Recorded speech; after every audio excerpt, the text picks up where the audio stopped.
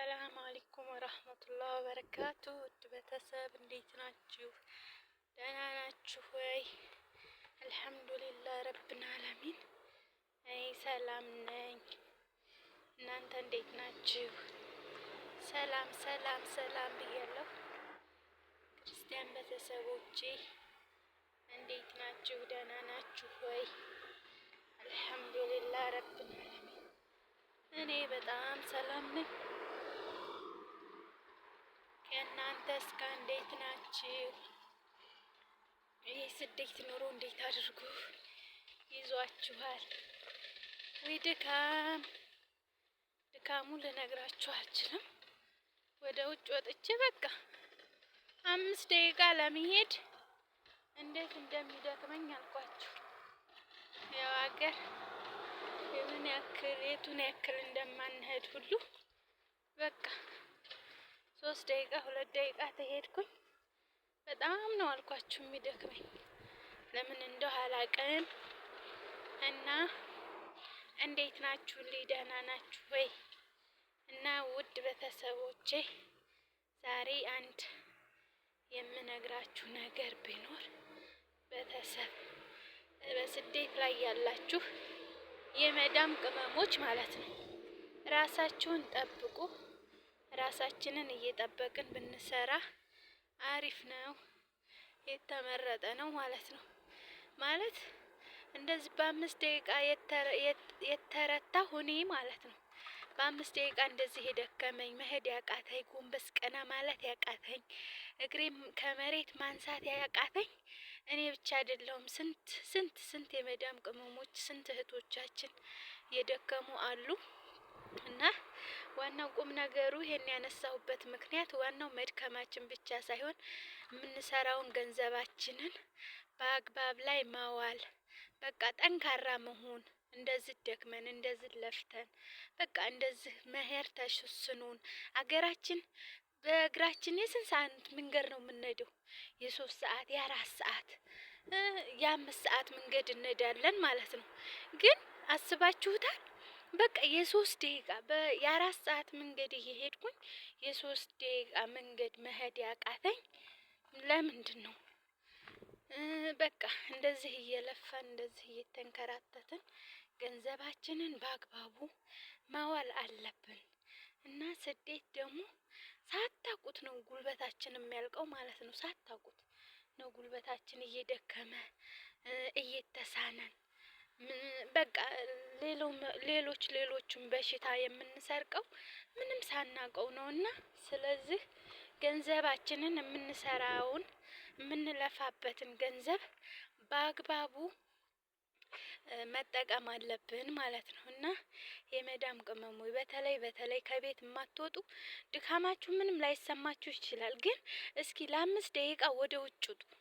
በቃ ድክመታችሁን የምታውቁት ለ5 ደቂቃ ወይም ለ10 ደቂቃ ወደ ውጭ ውጡና ጉልበታችሁን ሰልሉት እስኪ።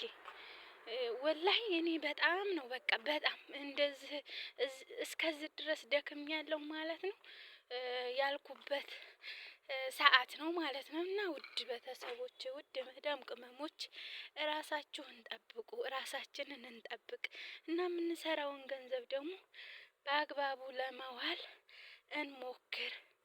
ገንዘባችንን ለመያዝ እንሞክር። ቤትም ያልሰራችሁ ቤታችሁን ስሩ። እንደገና ደግሞ በቃ ቦታም ያልገዛችሁ ቦታችሁን ግዙ። በቃ ብዙ ነገር አለ ማለት ነው። እና ውድ ቤተሰቦቼ የምንለፋበትን የምንንከራተትበትን በአግባቡ እንያዘው፣ በአግባቡ እናድርገው። እና ምናልባት ዛሬ ያልደከማችሁ ብዙ ልጆች ትኖራላችሁ፣ ግን ይደክማችኋል። በጣም ነው የሚደክመው። ስደት አድካሚ ነው።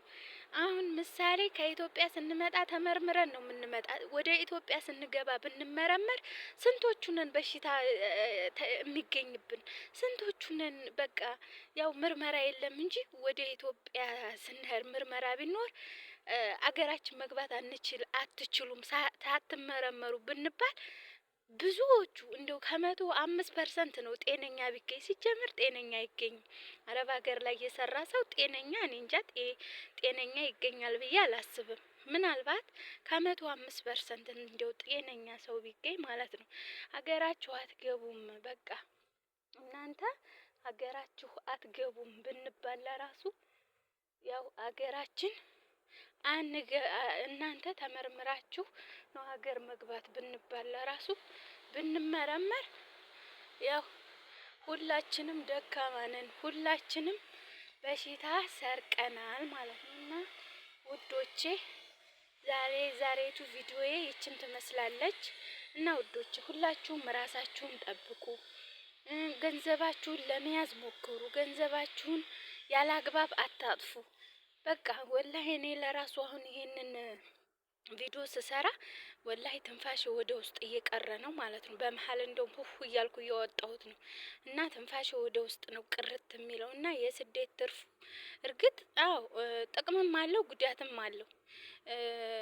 ጥቅሙ ያው ምናልባት ኢትዮጵያ ሰርተን የማናመጣውን ገንዘብ ልናመጣ እንችላለን እዚህ።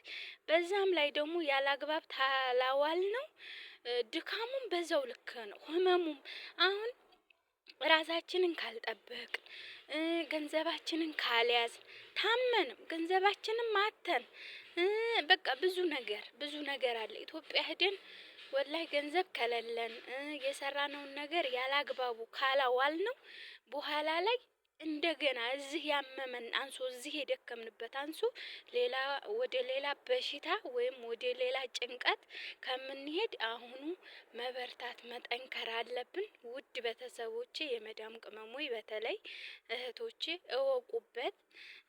በቃ እንማማር፣ ጠንክሩ። አዲስ ወይ ደግሞ አብረን እንደግ። ውድ ቤተሰቦቼ ያው መቼም ሁላችንም ከስንት አንድ ነው እንጂ ሁላችንም ስደተኞች ነን። ስደተኛ በስደተኛ ደግሞ አይጨክንም እና ስለዚህ ሁላችንም ከአንዱ ትምህርት እያል ራስ በራሳችን እውቀት እንትን እያልን እየተማማርን አብረን እንደግላችኋለሁ። ውድ ቤተሰቦቼ በጣም ነው የምወዳችሁ፣ በጣም ነው የማከብራችሁ። እድሜና ጤና ይስጥልኝ። አገራችንን አላህ ሱብሃነ ከአለ ሰላም ያደርግልን። አገራችንን ሰላም ያደርግልን። አገራችንን ሰላም ያደርግልን። አገር ሰላም ከሆነ ኖረንም አልኖረንም በሀገራችን ላይ እንኖራለን እንደ ሰው ማለት ነው። አገራችን ሰላም ካልሆነ ግን እኛም ሰላም አንሆንም እና ስለዚህ አላህ ሱብሃነ ከአላ አሁንም በድጋሚ አገራችንን ሰላም ያድርግልኝ። ውድ ቤተሰቦቼ በሌላ ቪዲዮ እስከምንገናኝ ድረስ መልካም ቀን ይሁንላችሁ።